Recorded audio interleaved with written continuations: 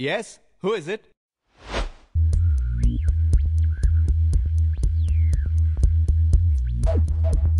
Everyone, कैसे हैं आप लोग। आज हम स्टार्ट करने वाले हैं अपना एक नेक्स्ट चैप्टर जो कि आपकी CBSE की पार्ट बी वाली बुक से है, financial statement analysis. Financial statement analysis वैसे तो ये थियोरिटिकल चैप्टर है, बट बेस वही न्यूमेरिकल वाली है इसकी। और जैसे कि नाम से सजेशन है, फाइनेंशियल स्टेटमेंट मींस कंपनी की बैलेंस शीट, कि कंपनी ने जो अपना फाइनेंशियल स्टेटमेंट बनाया है वही लायबिलिटीज और एसेट्स, उसको एनालाइज करेगी। एनालाइज का मतलब क्या होता है? एनालाइज मतलब किसी चीज को स्क्रूटनाइज करना, क्लोजली एग्जामिन करना, बहुत ध्यान से किसी चीज को जांचना, उसे हम एनालिसिस बोलते हैं। तो यहां पर आपको बैलेंस शीट को और अपने P&L को, जो कंपनी के फाइनेंशियल स्टेटमेंट्स है, उनको जांचना है बहुत ध्यान से। अब उसको जांचने में आपको कुछ पॉइंट्स हैं, जो बेसिक पॉइंट्स, मैं बहुत छोटी सी वीडियो में आपको सारे के सारे पॉइंट्स क्लियर कर दूंगा, आप ध्यान से सुनिए। एक तो सबसे पहली बात, जब हम एनालिसिस करेंगे तो एनालिसिस के अंदर हमें ये देखना है कि एनालिसिस कौन कर रहा है। अगर वो एक्सटर्नल एनालिसिस है, एक्सटर्नल एनालिसिस मीन्स हमारी कंपनी का एनालिसिस गवर्नमेंट कर रही है या क्रेडिटर कर रहा है या कोई बाहर का बंदा इन्वेस्टर है, वो कंपनी की परफॉर्मेंस चेक कर रहा है कि हाँ भाई एसेट्स कहाँ से कहाँ पहुँचे, इंक्रीज हुए, डिक्रीज हुए, शेयर्स में क्या चेंज आया, डिबेंचर्स में क्या चेंज आया। तो जो बाहर का बंदा एनालिसिस कर रहा है उसे कहते हैं हम external analysis. And if it is done by internal, that is management. Company का मैनेजमेंट अगर एनालिसिस कर रहा है अपने डिसीजन मेकिंग के लिए, तो उसे हम इंटरनल एनालिसिस बोलते हैं। होते किस टाइप के हैं भाई? दो टाइप के होते हैं, एक होता है हॉरिजॉन्टल एनालिसिस और एक होता है वर्टिकल एनालिसिस। हॉरिजॉन्टल को डायनामिक भी बोलते हैं, कंफ्यूज मत होना, इनके काफ़ी सारे वेरिएंट्स हैं, नेम्स हैं, जिसकी वजह से बच्चे कंफ्यूज हो जाते हैं। मैंने इसीलिए आपको सिंपल लैंग्वेज में करके लिखा हुआ है। हॉरिजॉन्टल एनालिसिस जिसको हम डायनामिक एनालिसिस भी बोलते हैं, और वर्टिकल एनालिसिस जिसे हम स्टैटिक एनालिसिस भी बोलते हैं। अच्छा, होता क्या है? जहां हम दो कंपनीज के बीच में कोई कंपैरिजन करेंगे या किसी दो एयर के बीच में कंपैरिजन करेंगे, तो वो कंपैरिजन हमारा कंपैरेटिव एनालिसिस को कहते हैं।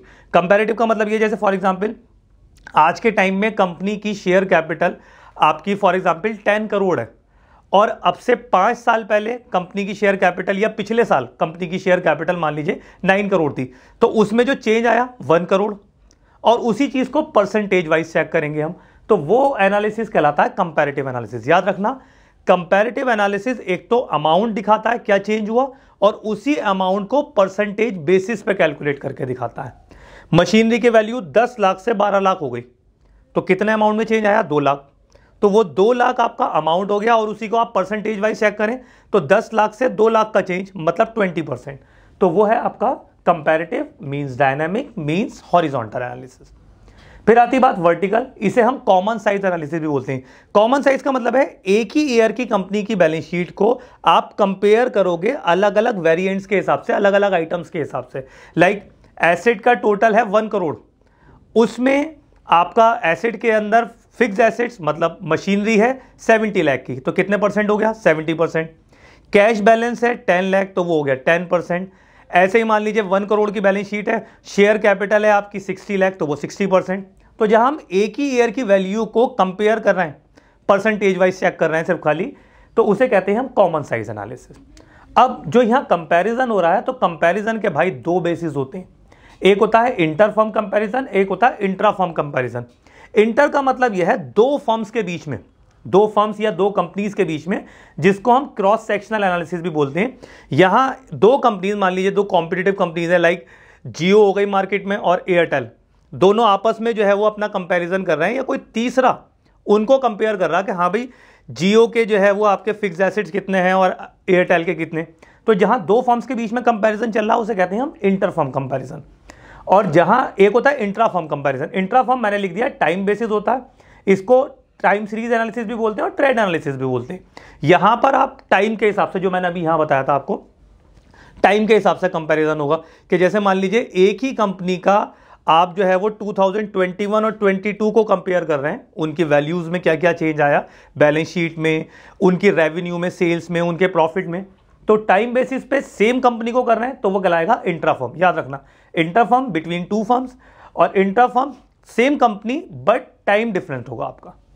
अब इसमें बात आती है आपकी, इसके अंदर लिमिटेशंस भी हैं और एक यूजेस हैं और एक ऑब्जेक्टिव्स हैं, 3 ही पॉइंट्स हैं आपके।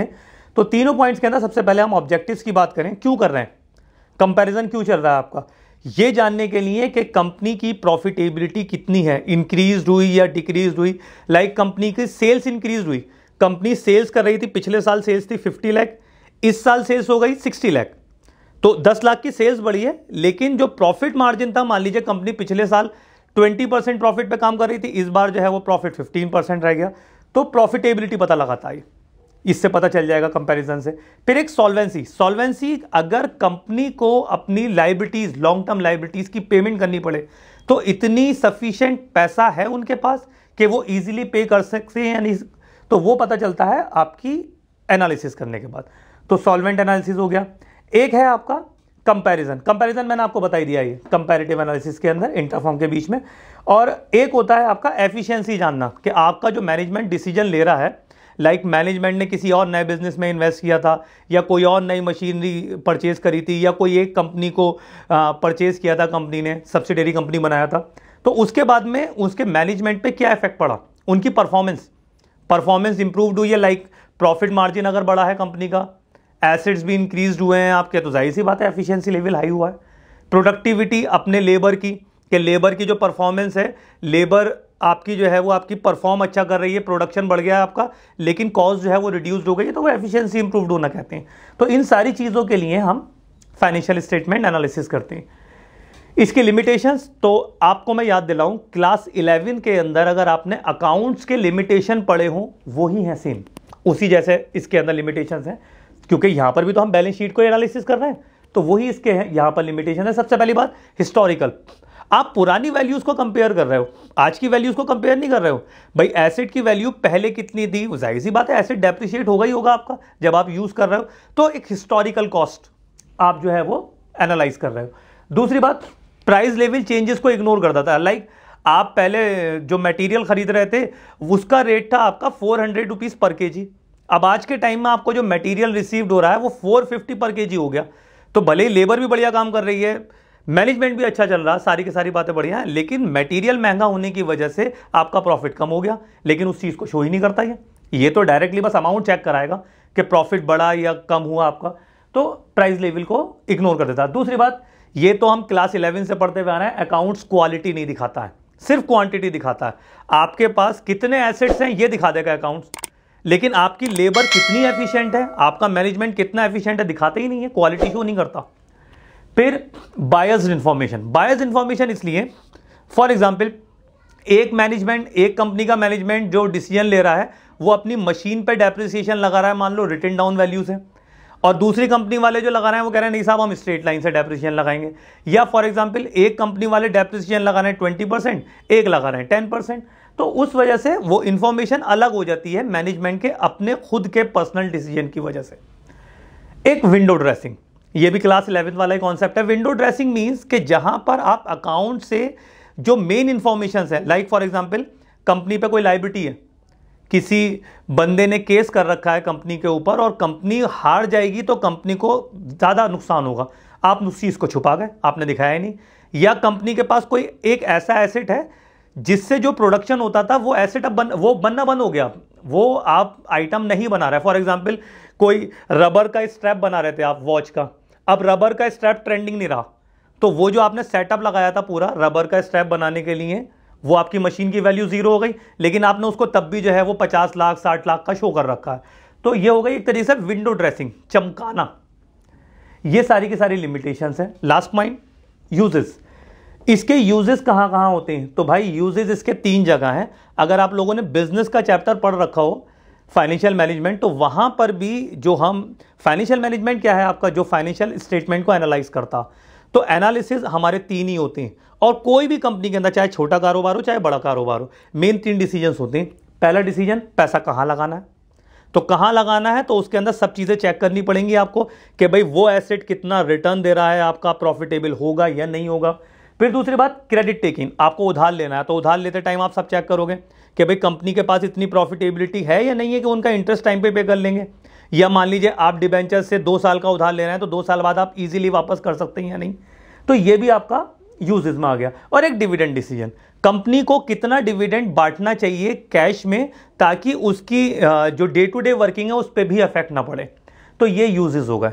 आई होप आपको मैंने शॉर्ट टाइम में सारे के सारे पॉइंट्स क्लियर कर दिए। आप इन सारी चीज़ों को एक बार लिख लीजिए, इसका नोट बना लीजिए और एक बार इस वीडियो को और ढंग से दोबारा से देख लीजिए। कोई डाउट हो तो आप मुझे मैसेज कर सकते हैं, ठीक है ना, इस चीज़ के लिए।